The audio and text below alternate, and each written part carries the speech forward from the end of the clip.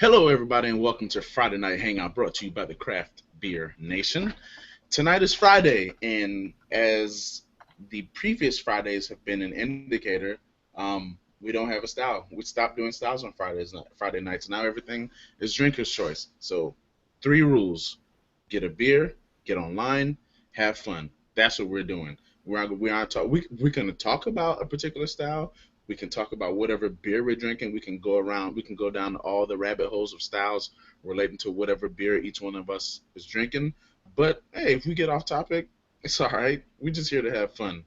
We're just hanging out and kicking it. So sit back, relax, enjoy the conversation. If you want to get in, comment, and we'll shoot you a link. We got room. We got plenty of room. So if you want to kick it with some cool people, we're here for that. So I'm joined tonight by Matthew Miller. How are you doing, my man? Right, I just wanted to add, if Randy said if you want to kick it with some cool people, Randy's here. I can't speak for myself. Ashley's pretty cool too. I don't come around that often anymore, so. Well, you're here tonight. That's all that matters. That's exactly right. And the beer is in my hand. And same thing for you, Ashley. It doesn't matter how long you come. I mean, how often you come. What matters is you're here right now. So How are you doing, Ashley? Awesome. It's a beautiful night. What's in thine chalice? DC Brau's Brow Pilsner that I just picked up this past weekend when I was in Baltimore. It's delicious. I love it. Delightful. Delightful. We haven't heard delightful in, oh man, it's been a while. Right? Yeah. It's been too long. So didn't we once have a delightful scale? Delightful. We did. It was a scale, yeah. We certainly did. Yeah. And we are joined by the one and only Chuck. Charlie Duckling. What's up, man? How you doing?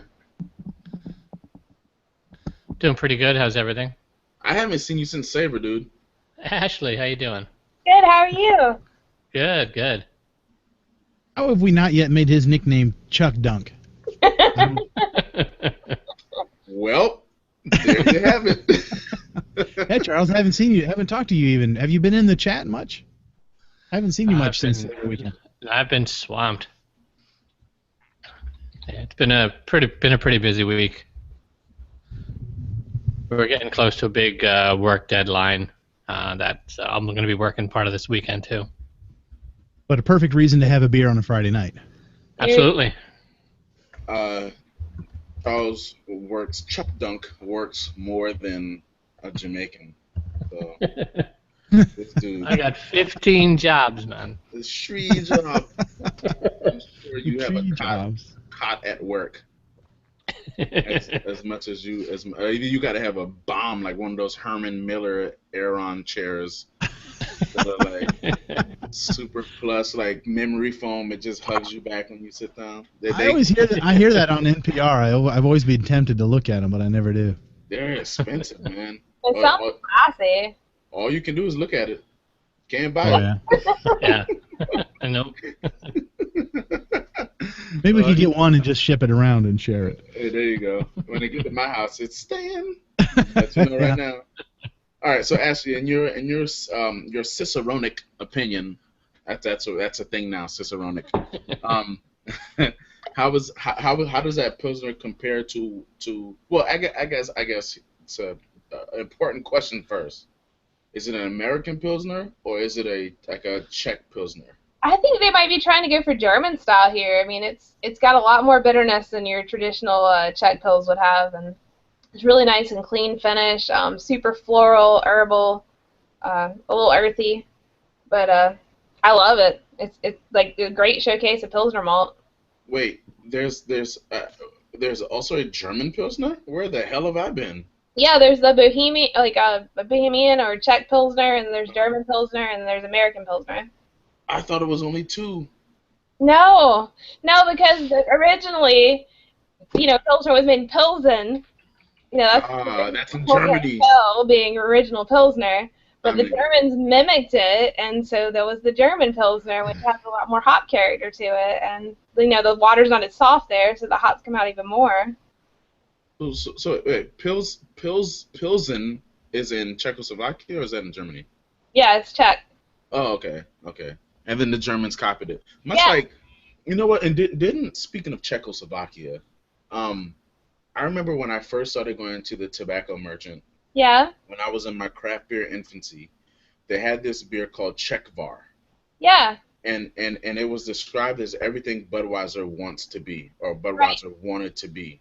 It's called Budvar over there, but they had to call it Czechvar in America because of copyrights. They no longer distribute it, and you won't find it anywhere now. Oh, really? Yeah.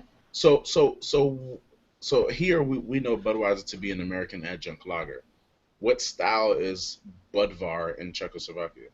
I mean, it's a Czech Pilsner. That's what it. Budweiser originally was a Czech Pilsner, but it got dumbed down over the years because they were trying to mass produce it and, make it palatable for Americans. And he started copying Pilsner Urquell and, Budvar.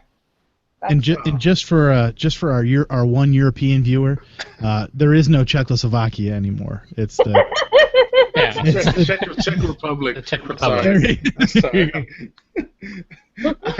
I feel like such a dumbass right now. And if I can jump in for 1 second, if you go to craftbeernation.org and look for our Friday Night Hangout Pilsner, you can read all about German Pilsners, Czech Pilsners, European Pilsners. They're all broken down there. Who hasn't been to the website in a long time? This guy with 2 thumbs and hasn't. Yeah. Alright, so I'm gonna go ahead. Good plug, Charles. Good plug. Masterful plug, Charles. Yeah, let's start talking about something else quickly before I make even more of an ass of myself. So, Chuck, what are you drinking? I am also drinking a lager, believe it or not, but I guess it's a Jack's Abbey Frankenhammer Baltic Porter. Ooh, a Baltic Porter. Wait, you Yeah. said Frank? It's a framing hammer. Oh, sorry, Framing Hammer. Sorry, I've been watching too much. I've been watching too much Penny Dreadful on No, TV. Randy was just like, whoa, wait, what do you have? I need to get that. If there's something called Frankenhammer out there. This is the how many different framing hammers do they have now anyway? 20 or 30. Yeah, and this is the base beer, the 10% Baltic Porter. Nice. I don't think it was in that type of bottle when I had it. Yeah, I don't know. This is just a 12 ounce I got up in Ithaca. Oh, okay. I didn't know they did 12 ounces of that beer. I thought they did just like I guess this was maybe 350 milliliters, or maybe it's a bomber. I don't know. But maybe, yeah. This is nice and dark. I gotta tell you, man, is that 10%? Yes.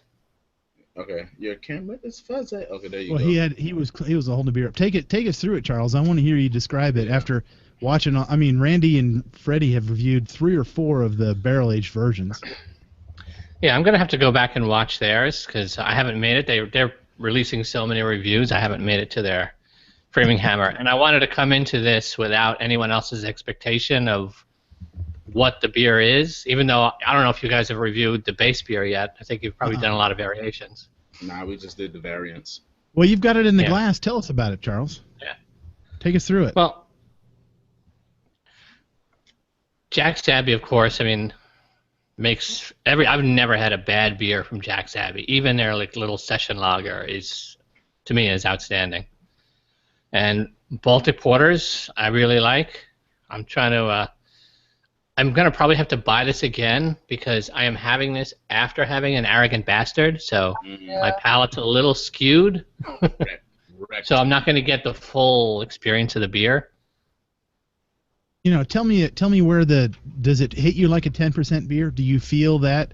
Because that's what I would think. It hides the 10% really well. Yeah. I'm getting like chocolates and things like I guess you'd expect. That lager yeast is there. There's not really a burn, but I don't know if that's, again, because I already had an Arrogant Bastard or it's just that well hidden. But I like Baltic Porters. As far as porters go, that's probably the style I would gravitate to the most. Yeah, I haven't had nearly enough Baltic Porters, especially well done ones. Yeah, and this is really, really good. Now, we don't get the different variations or the variants here, so I haven't seen those yet. But I will be looking out for them just to see what they do with this beer, because this seems to be one that they really like to play around with the most.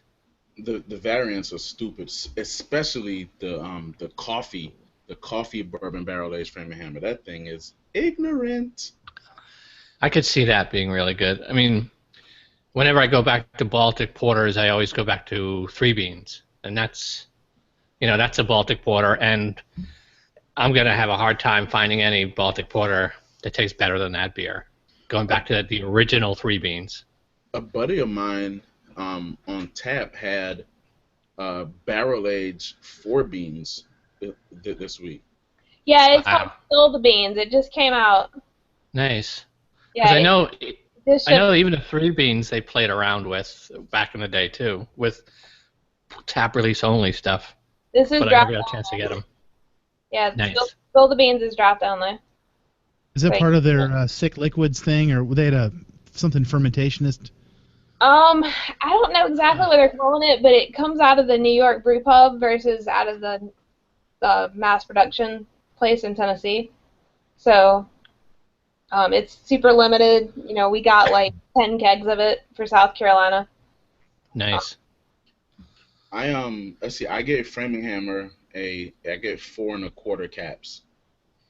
Cool. So I've had regular Framingham. I've had coffee barrel aged Framingham. I've had peanut butter and jelly barrel aged Framingham.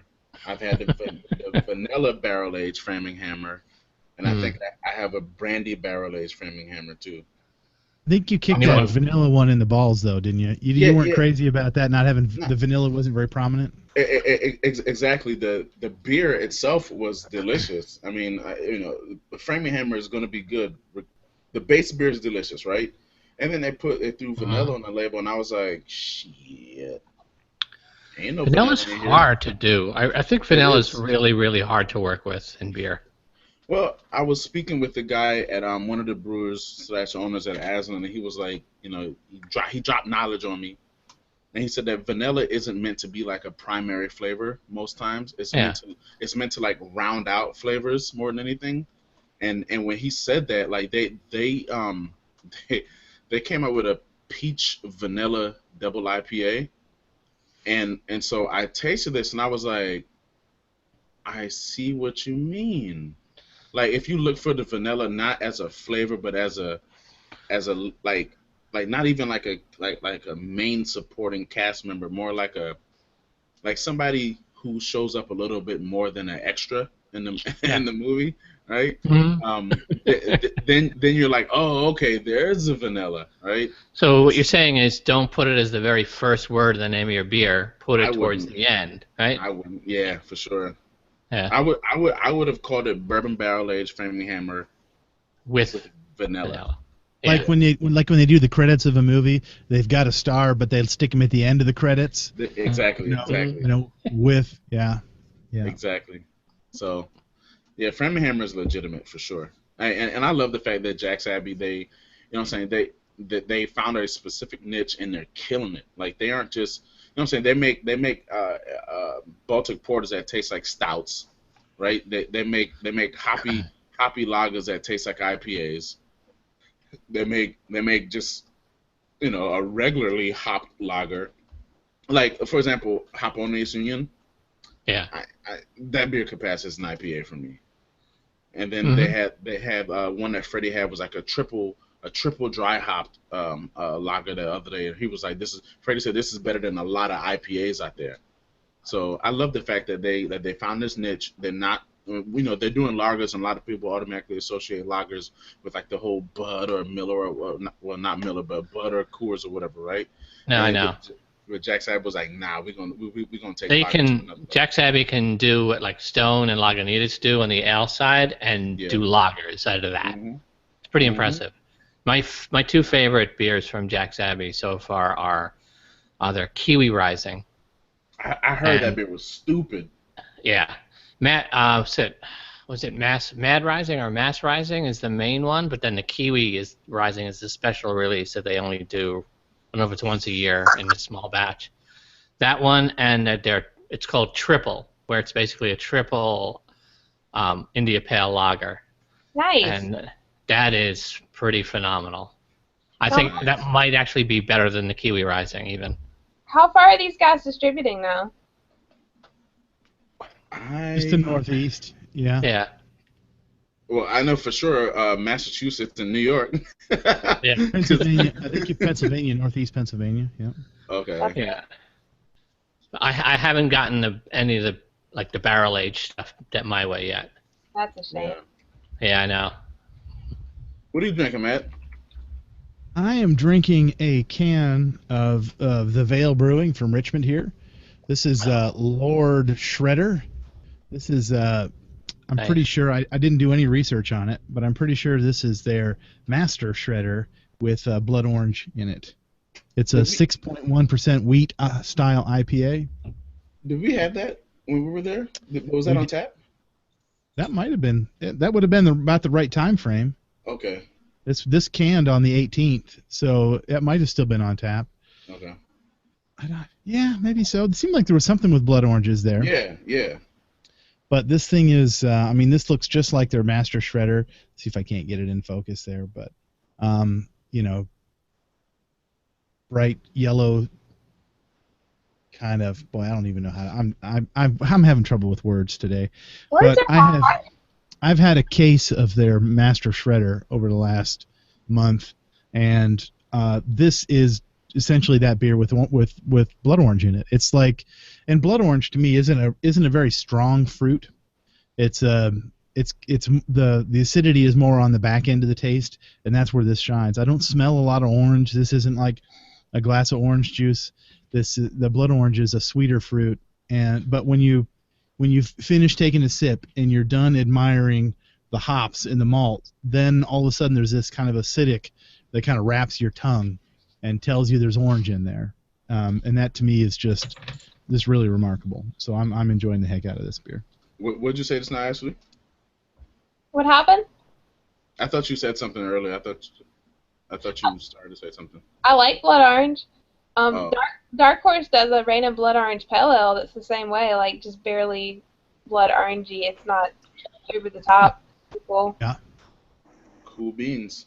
And I'd like to point out that Matt is keeping it proper with that glassware. Oh yeah. I got this on our trip down there too. I love that glass. This is that's a big glass. And it holds more than 16 ounces out, you know? It did. Well, I poured the entire 16-ounce can in there, and it came about a half inch from the top. So. Is that technically a teku? No. I think this would probably. Yeah, it's a wine glass. It's awesome, Yeah, a teku has the top tapers back out. I thought it was a variation on a teku. Yeah. Okay. Well.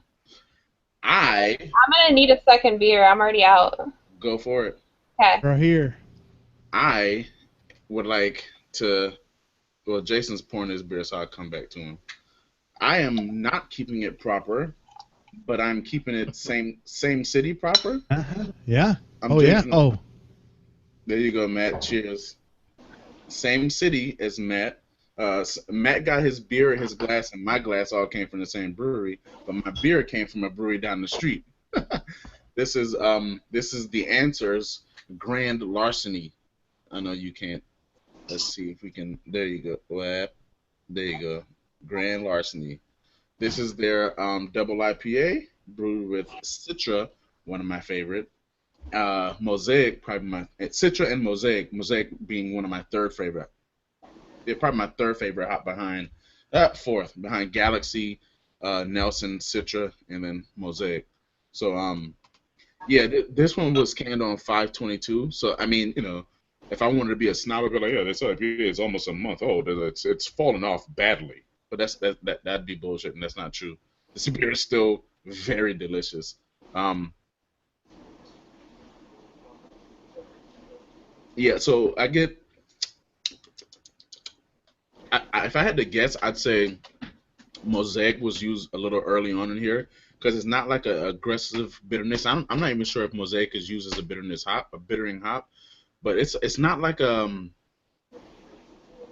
It's hard to explain the bitterness. It's almost like a sweet bitterness, if that makes sense. It's not harsh at all. It's actually a pleasant bit of bitterness. The aroma reeks of Mosaic. somebody pointed out to me recently that oftentimes if you get a beer with mosaic hops, if you pay attention on the nose, you can get blueberry. And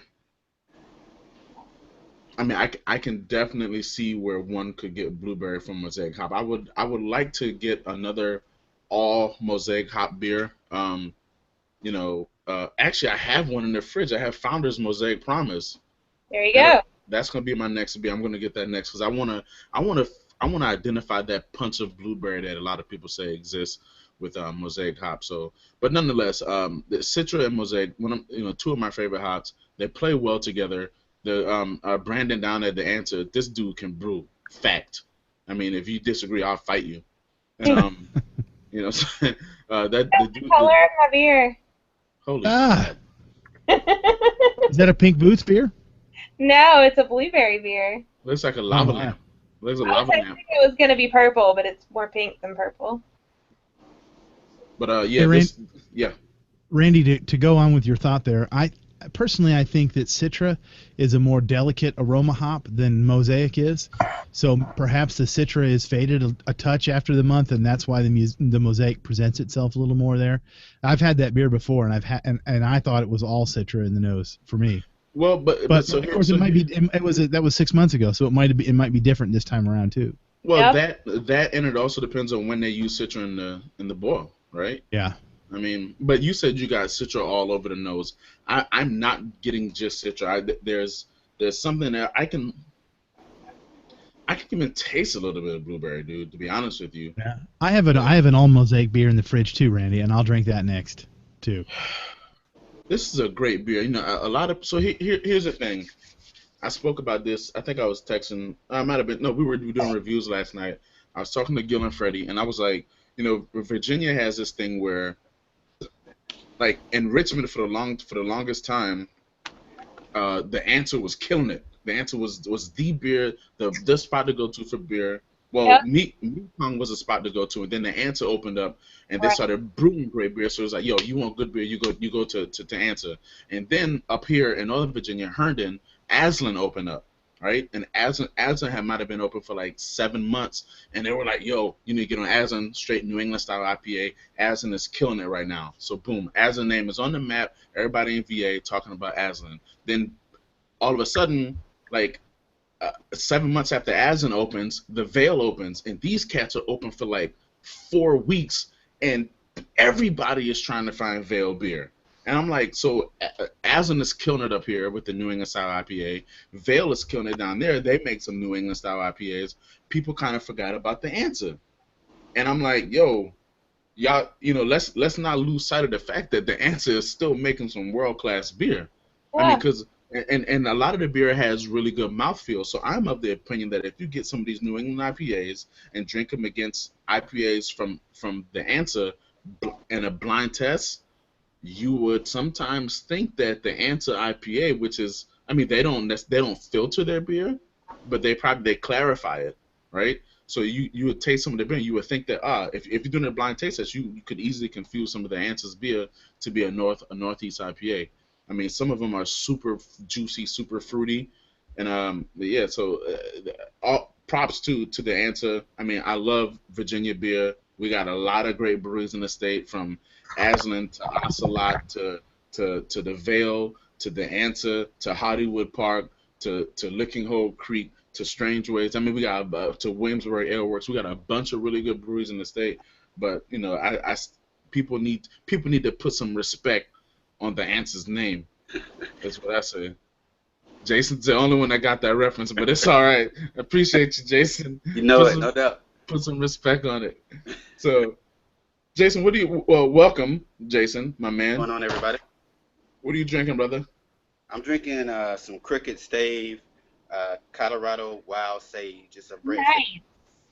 Yeah, it's brewed with lemongrass, and I think I can taste every blade of lemongrass that's in it. It's good though, man. It's like lemon water. I drink a lot of lemon water, and this is like lemon water on steroids, man. Yeah. It's really good. Do I you think get sage? lemongrass is a very pungent and a very strong yeah. flavor. So Oh yeah. Oh yeah, this is good. Do you get the sage in it? That herbal Yep. See, I'm not really identifying it. I'm not that really keen on sage. It's The totally there. it is there for sure though. I kind of stayed away from that beer because I was kind of hesitant to um like so I cook with sage, especially like if I'm grilling chicken or something like that. And Right? I was like, I don't necessarily know if I want sage in my beer. Yeah, this is kind of how I feel how too, but I'm glad I stepped out on faith on this one because Have you, it's a nice little surprise, man. It's have really you had Stillwater Cellar Door? Nah. So nah. Cellar Door is brewed with white sage. It's about half the sage of that beer. Okay. Still sagey, but it's not aggressively sagey. Like Cellar Door is borderline aggressively sagey, whereas Yeah. whereas the Crooked Stave one there is just I, moderately. I didn't particularly care for Cellar Door because of how aggressive it was. So I was hearing that the other way. You're saying the Crooked Stave is less sagey than Cellar Door. Yeah, it's All right. mildly sagey, where Okay. Cellar Door is like aggressively sagey. I heard the other way around too, Matt. It's probably Um, the beer I've been drinking. Yeah. It could have something to do with it, huh? Before we came on air, Ashley and I were talking about specific breweries, and one of my favorite breweries is Avery. I think they're a little underrated, but actually to go along with that list, I think Crooked Stave makes some crazy fun beer, especially if you're into sours. Yeah. I, And I, Chad Jacobson is so talented, and he's if, so dreamy. I'm not going to co-sign that, but Yeah, you can have the Your creamy word part. for Yeah. it. yeah. If you can ever if you ever get to Denver, do yourself a favor, go to the source, walk directly to the back, go to Crooked Stave, and the people there are super cool, and Yep. they always have like crazy beer on tap, like super fun beer on tap. And I mean, if you like sours, Crooked Stave has to be mentioned in the conversation when you're talking about sour beer in America. Seriously. They have to be. And it's so funny because, like, obviously New Belgium was the first. Jolly Pumpkin was shortly thereafter. But Crooked Stave came along in 2011. But they've just blown people out of the water with the quality and the range of flavor with the Britannomyces. Like, nobody else has been doing that. So. For sure. And then also, as we say, I think there was six different strains of Brett. And I particularly don't care for the strain that gives you the barnyard funk. Yep. But I think Crooked Stave, they must use the one that imparts a little bit more of a sour flavor than barnyard funk. So what do you mean about 6 strains? Aren't there different strains of Brett? Tons of different strains. There's twice as many strains of Brett as there are of Sack. Oh, I thought there were only 6. Learn Oh, me. yeah, there's a hell of a lot more than 6. But are they? Probably 6 like main ones that we all know, like Lambicus and Clausinia and Bruxellensis? Yeah. Bruxellensis. But there's many more, and Chad has the most identifiable strains of Brett than anybody in the world. Well, I love the sour in their beer. If you taste Saison Brett from Boulevard, you don't get any of that in Crooked Stave beers. No, that's just classic Bruxellensis. Okay, that's what I hate then. Chad never uses that, but Chad, like, that's his thing. He did his dissertation on Brett. It's on the website, BritannomycesProject.com. That man knows, like, way more about Brett than anybody else. And can I tell you this, Ashley? Yeah. Saison Brett is a drain pour for me. That's okay. Everybody's got their thing. Yeah.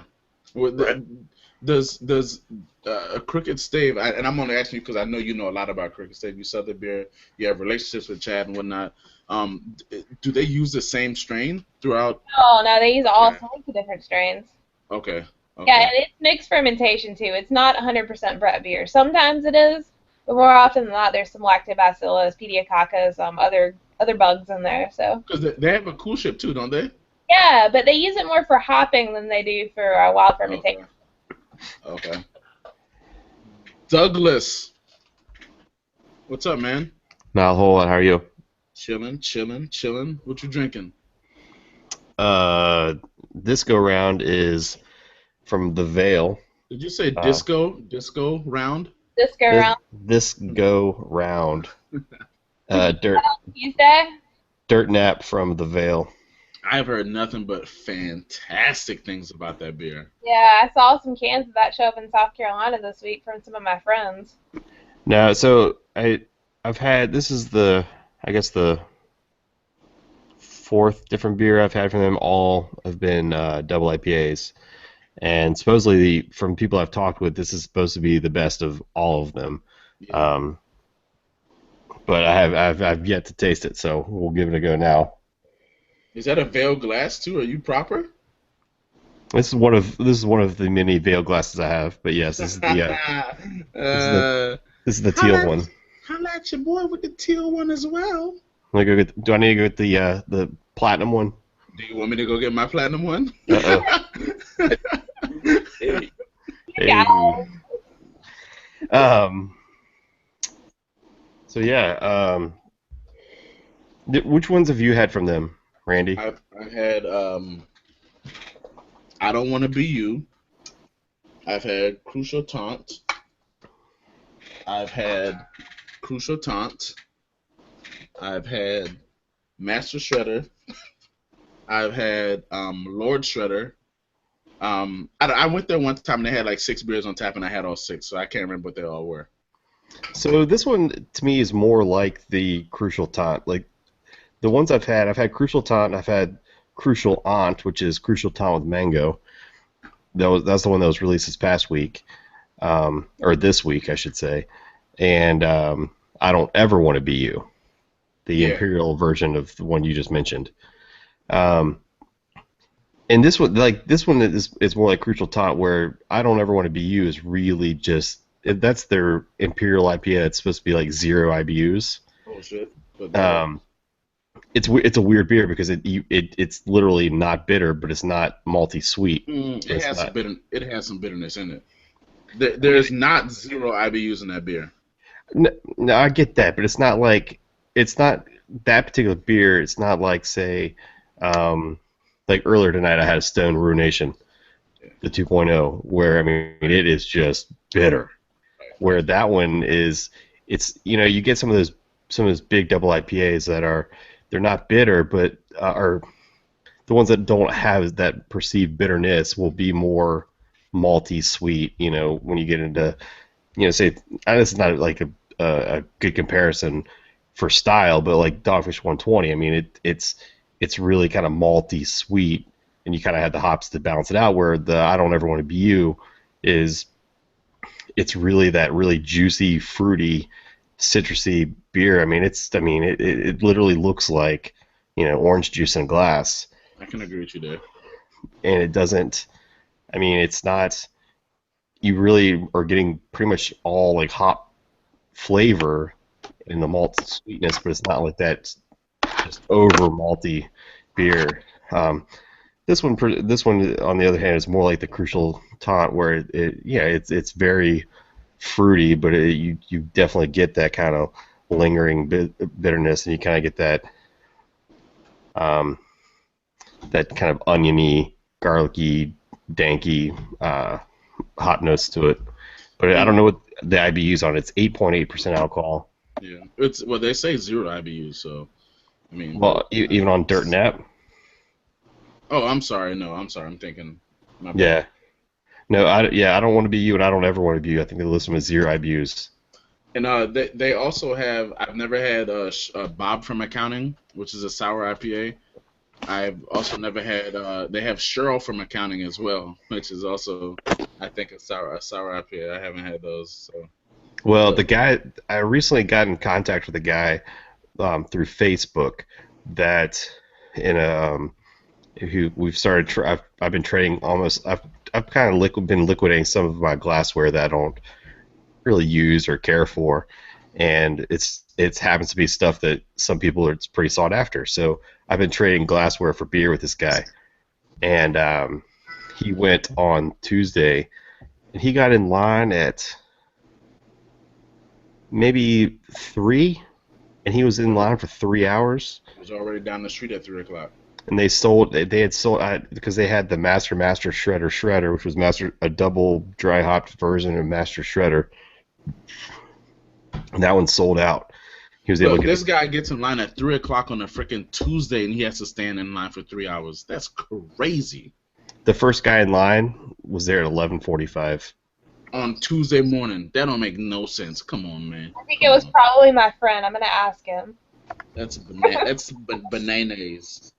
You know, and I'm thankful that I've finally gotten to try some of their beers. I'm off every other Tuesday, so there may be a day I might shoot up there this summer just for the hell of it. But the demand for the beers in the last few weeks is just going through the roof, and I'm lucky. I'm lucky that I have somebody there that I've kind of built a. I mean, we've made 3 trades so far for their beers for glassware. So what's the limit on their releases? What's depends. That? How much? It depends on how much they have. Next week they're doing Master Shredder, and they said on I don't know if it was on Facebook or Instagram. It's the double batch. The double that they're releasing. That was on Instagram.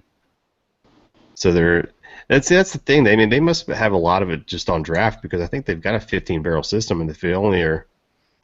I don't know. It's a dope brewery. It's a super dope brewery when you walk in there. I mean, it's a cool spot for sure. Yeah, dope stuff. No, but Doug, did you say you got Dirt Nap? Yeah, that's what I have right now. They must have done another release of that then in a special can, because the one I had was just in their Veil can with a sticker on it. Yeah, this is. I've seen Doug's can a lot of times. Yeah. Yeah. The Dirt Nap. This was from this most recent. This week. This was this Tuesday's release. And I guess it's kind of crazy too, like, because not very often. I mean, when you get beers, even like some of the freshest IPAs you can get. I mean, through distribution, it's rarely do you get them this fresh. Yeah. Ashley, you moved on to. First of all, wait, real quick, Doug, you got a new mic? No, you just can see it because I got a new camera. Oh, that is right. You don't look like you're caught in the San Francisco fog. Oh snap! Okay. So you've never been able to see my camera before because the mic before because it's been kind of out of sight. I mean, I can go back to the. No, you're good. But I'm saying we don't hear that hum either. That's the hum from the baby monitor. Because the baby monitor's not in here. Okay. Ashley, you are on beer numero dos. Is this better, Randy? This. Yeah, there you go, Doug. Beer. What is that, Ashley? This is from the fine folks of Tuol. I'm probably not saying that right because I'm from the South and I'm pronunciating Southernese. Tool? Tool. I don't know. Yeah. It's called Velvets and Blue. It's a blue style saison with blueberries. So I got it because I was hoping it would be purple, and I showed it to you when I poured it. Yeah. Hold on. Back up. What in the ham sandwich is a blue style saison? The hell if I know, but it's delicious. I was about to say a blue style saison. They running out. They doing the most. Yeah, I picked this up also in Baltimore. We get a little bit of Tool downhill beer, but we didn't get this one, so I had to get it. These guys do amazing beer. If you haven't had any of their beer before, it's delicious. Everything I've had by them has been awesome. Are they from Norway or something like that? This one was brewed at De Proef, which is in Belgium. But I think it might be one of those. I should know this because I sell it.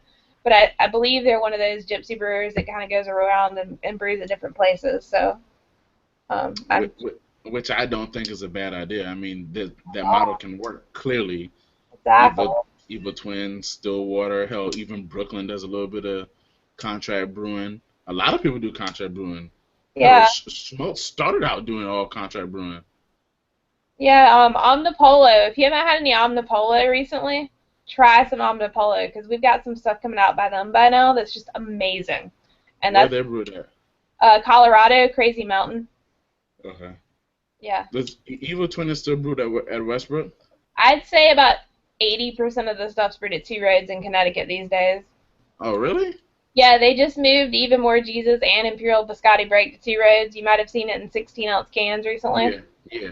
That's Two Roads, and that's prices come down a lot.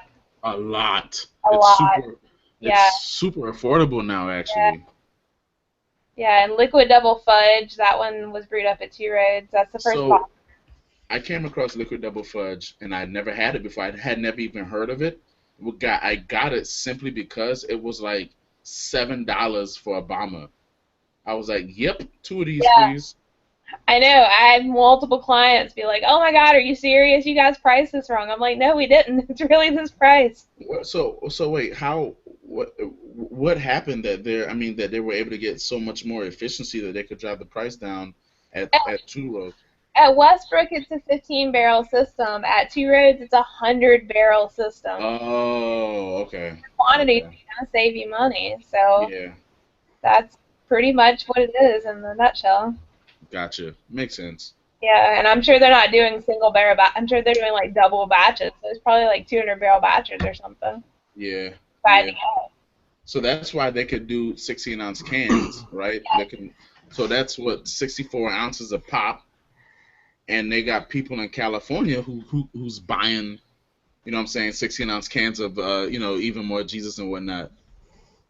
So, well, maybe not in California, but you get my point. Yeah, it's out there in California. Oh, okay. Well, so I'm not just talking out of my No, no, you know what you're talking about. You're faking it really well.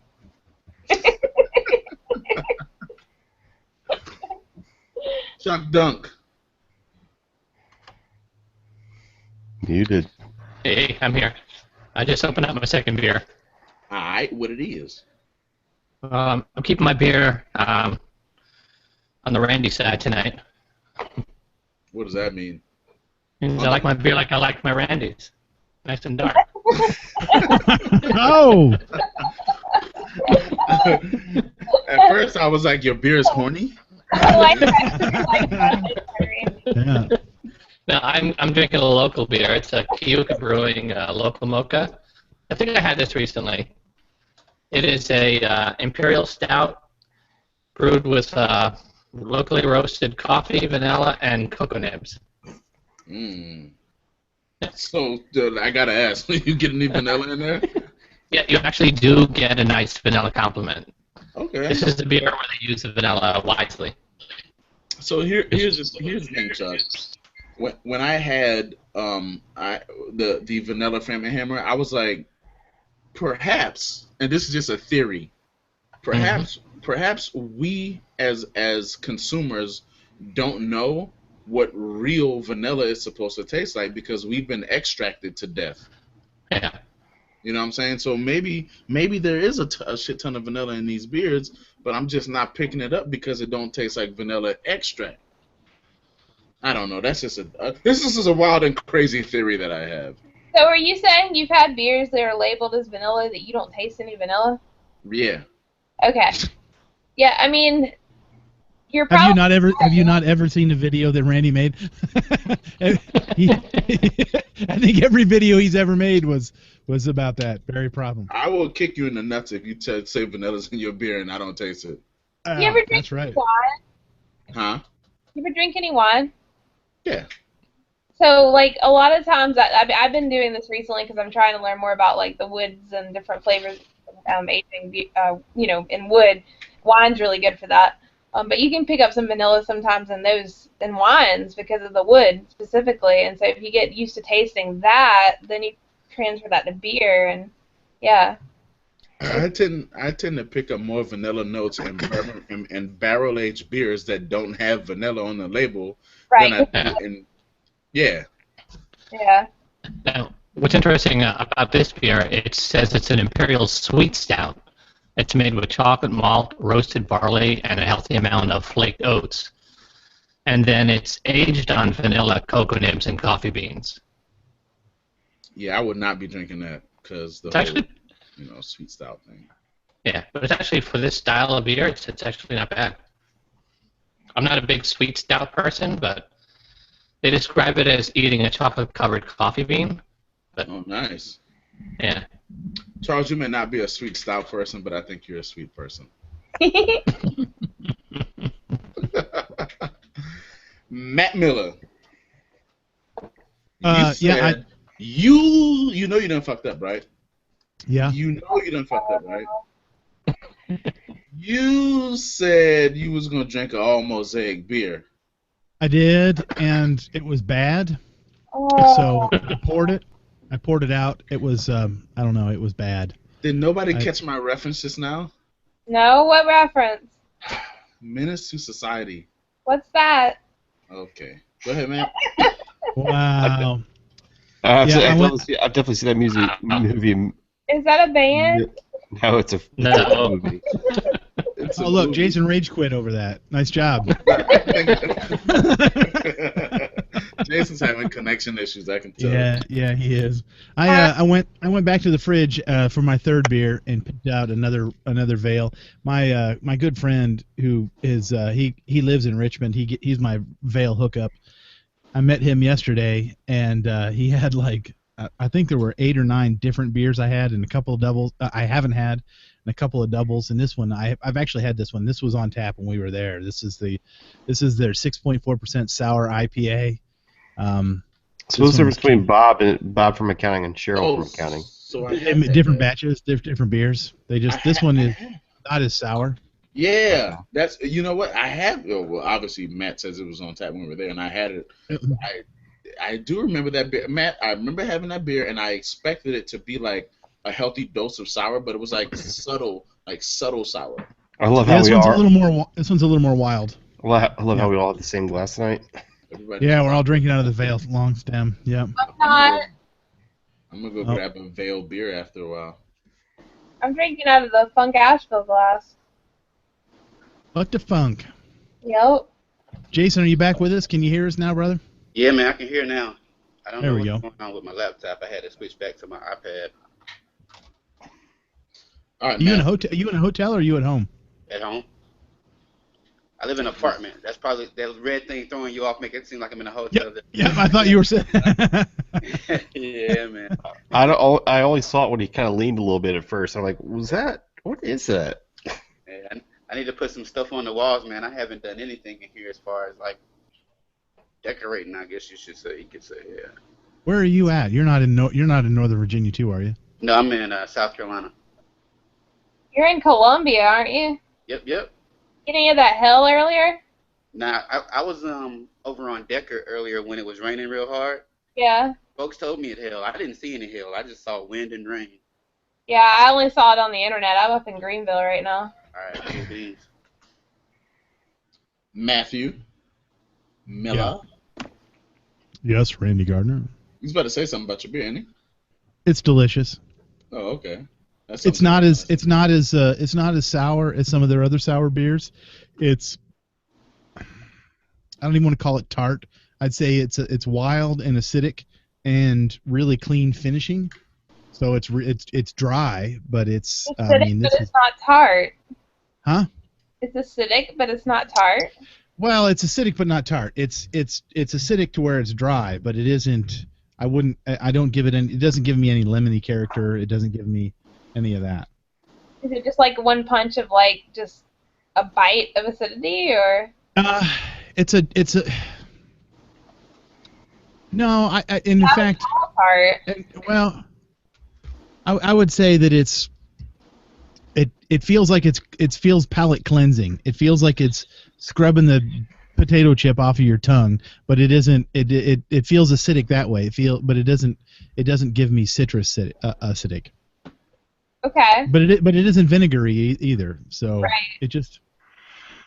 If anybody ever wanted to know the difference between bitter and sour, a good example would be Lagunitas Aunt Sally. That's a beer that has bitterness and sour components. Really? That sounds terrible. I guess I'll try it. No, it's not terrible. Yeah, you get into these mixing kind of styles. They just kind of just never do it for me. Like a lot of sour IPAs or that Stone Coffee IPA, like those things just I can't get my head around those things. It's more of a slightly sour pale ale. more than anything. I mean, I wouldn't. I mean, obviously it's a mix of blended style, but it's Bitter though, right? I mean, sure, it's not bitter. It's just not. It's the same bitterness that you would associate with any pale ale. I'll say that. because like when I was being fangirl and I poured beer at Mike Tonsmeyer's seminar at NHC this past weekend, it was on hoppy sours, and it's like usually on hoppy sours you're not gonna get bitterness, you're gonna get hop flavor, but and aroma, but you're not gonna get bitterness. No, so I mean, that's what Vale does. I mean, like all. Blend it back. You can't get because you can't usually get bitterness with sourness because the bitterness like kills the lactobacillus that makes the acidity. So it's near impossible to do that unless you're blending it. Well, that's the thing with the Vale beers. Like so many, like, and I know Matthew and Rainey have had several of them. A lot of their beers, this one's not the one I'm drinking tonight. It's kind of an exception because it certainly is bitter. But some of the other ones they have that I don't want to be you, that I don't ever want to be you, they're zero IBU, IPA, and double IPA. Like it's weird. It's hard. I've had conversations with people about that beer, and like I can't wrap my head around what they do or what goes on in that beer because it literally is. There's you get just a hint of the bitterness, but it's pretty faint. I mean, and that beer is 9% alcohol. And it's all dry hops there, right? It's got to be all dry hops. But it's so like just juicy, sweet, and like I mean I don't know what the dry hopping schedule is on that or like what the quantity is. I mean it's got to be an insane amount of.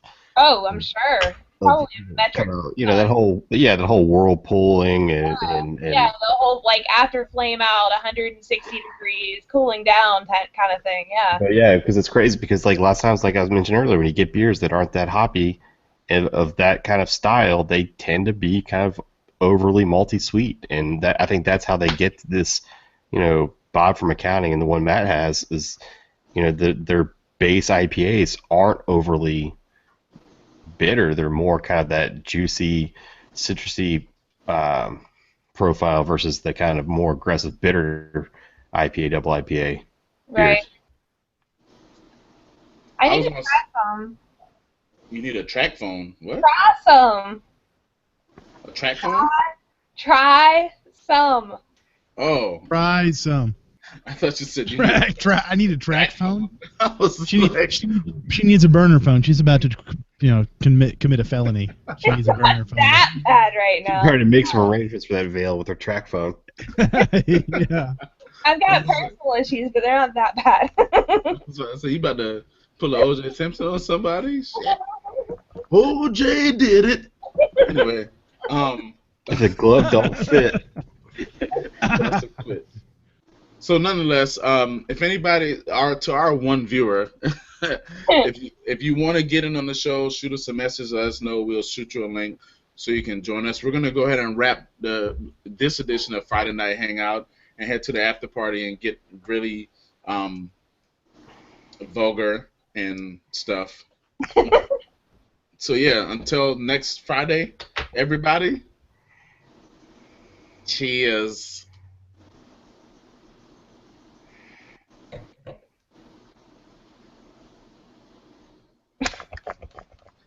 I purposely didn't stop the broadcast. I wanted y'all to be like, God damn, how long is it going to take?